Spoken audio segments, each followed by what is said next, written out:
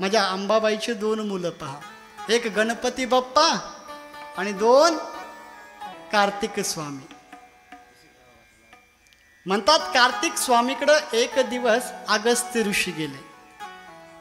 माझ्या जगदंबेची भक्ती कशी केली पाहिजे, देवी भागवत कसं श्रवण केलं पाहिजे, देवी भागवताची कथा काय ऐकली पाहिजे, हे सगळं वृत्तांत श्रवण करण्यासाठी. तुम्हाला प्रश्न पडला असेल, आपण गणपती बाप्पाचं वर्णन खूप ऐकलं, पण हे कार्तिक स्वामी कोण आहे, हा जगदंबेचा अतिप्रिय का आहे, त्याच्या मागे एक रहस्य आहे, एक कथा आहे. काय झालं, हे दोन्ही कुमार म्हणजे गणपती बाप्पा आणि कार्तिक स्वामी कैलासामध्ये खेळत होते.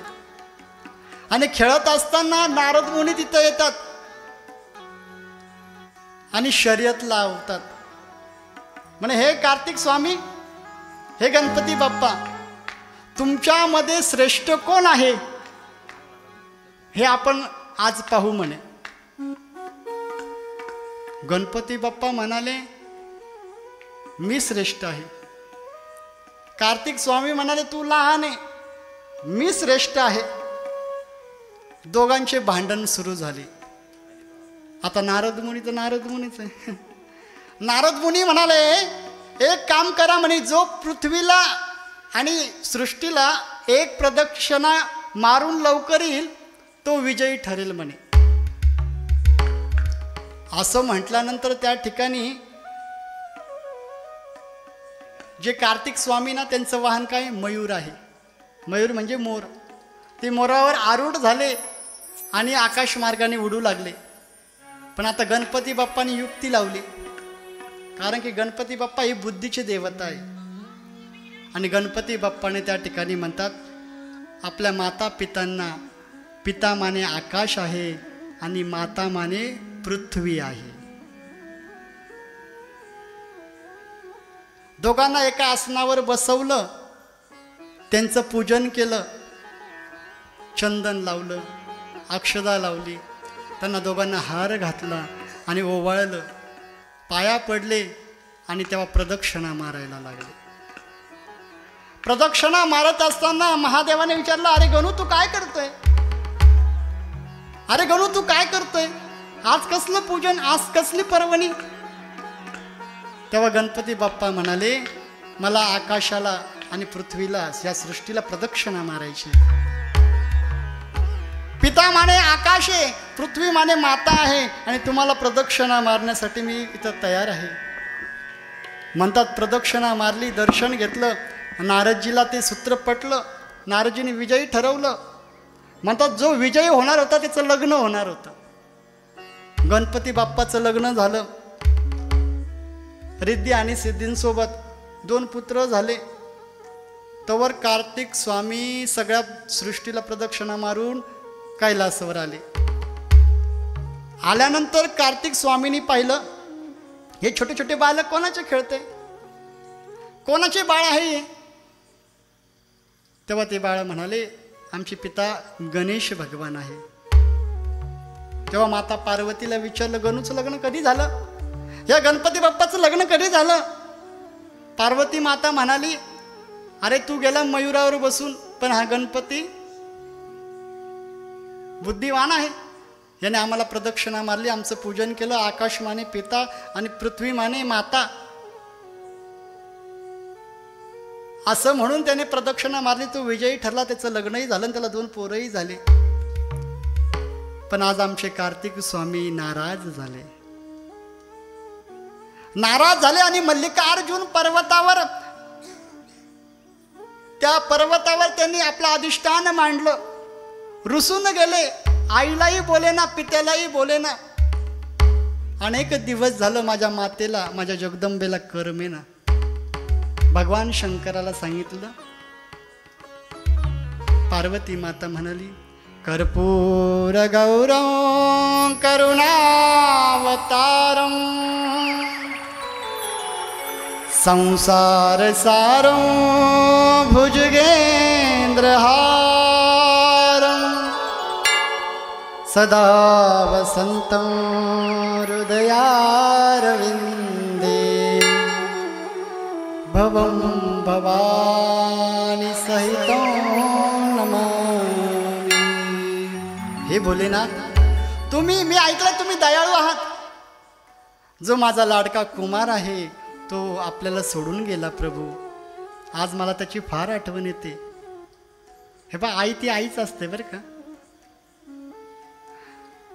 आई हे कसं आहे, आई तत्व हे कसं आहे हे कळण्यासाठी सुद्धा स्वतः आई व्हावं लागतं। आपली आई आपल्याला किती जीव लावते, आपल्याला किती सांभाळ करते, आपली हौस मौस किती करते, आपल्या पोटाला चिमटा देऊन आपलं पोषण कशी करते, हे जर कळायचं असेल तर स्वतःला आई व्हावं लागतं। ह्या जगामध्ये अनेक आई झालेल्या आहेत। आमच्या साधकांची माय, आमच्या वारकऱ्यांची माय म्हणजे ज्ञानाई माऊली, त्यांना ही आई मानतात। आई हे तत्व आहे। आई म्हणजे हे डोक्यात धरू नका तिने साडी घातलेली, नवारी घातलेली, नथ घातलेली, कुंकू लावलेला आहे, तिने काळी पोत घातलेली आहे, राणी हार घातलेला, तिला आई नाही म्हणत। जिच्या हृदयामध्ये वात्सल्य भाव आहे तिला आई म्हणतात। आणि म्हणून ह्या कुमाराला आज या कार्तिक स्वामीची आठवण माझ्या जगदंबेला आली।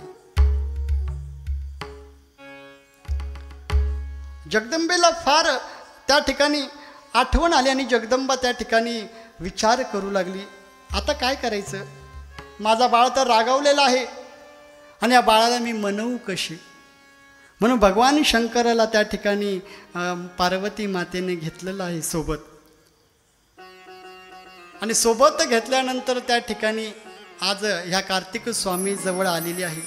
समजून सांगते, कार्तिक स्वामी काही ऐकेना, मला कैलासात यायचंच नाही आणि मी कैलासात येणार नाही असं म्हटल्यानंतर आई ती आईच असते। पहा, एका हिंदी शेरकारांनी शेर गायलेला पहा, प्रेम की बात कहूँ तो भगवान जैसा कोई नहीं, प्रेम की बात कहूँ तो भगवान जैसा कोई नहीं, साथ की बात कहूँ तो गुरु जैसी साथ नहीं, साथ की बात कहूँ तो गुरु जैसा कोई नहीं, दोस्त की बात करूँ तो भाई जैसा दोस्त नहीं, फिक्र की बात करूँ तो बहन जैसा कोई नहीं, और पूरी दुनिया की बात करूँ तो मेरी माता रानी जैसी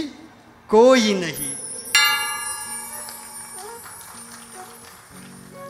ही जगत जननी आहे। भगवतीला आंबा काय म्हणतात माहिती का? जगदंबा काय म्हणतात? ही जगाची अंबा म्हणजे जगदंबा, जगाची आई आहे म्हणून तिला जगदंबा म्हणतात। आणि आज या ठिकाणी महादेवाला घेऊन मल्लिकार्जुन पर्वतावर विराजमान झाले। भगवान शंकराने विचार केला, आपला कुमार तर कैलासात येत नाही, म्हणे आपण इथं ज्योतिर्लिंग रूपामध्ये प्रगट होऊन जाऊ। म्हणून भगवान शंकराने आपलं एक ज्योतिर्लिंग रूप तिथं प्रगट केलं, त्याला मल्लिकार्जुन महादेव म्हणतात। बोलिए मल्लिकार्जुन भगवान की जय। म्हणतात प्रत्येक अमावस्येला भगवान शंकर कार्तिक स्वामीला भेटायला जातात आणि प्रत्येक पौर्णिमेला भगवती जगदंबा पार्वती माझ्या त्या स्कंद भगवंताला म्हणजेच कुमार भगवंताला भेटायला जातात। आणि अगस्त ऋषी आज त्याच लाडक्या कार्तिक स्वामी जवळ आले आणि हात जोडले।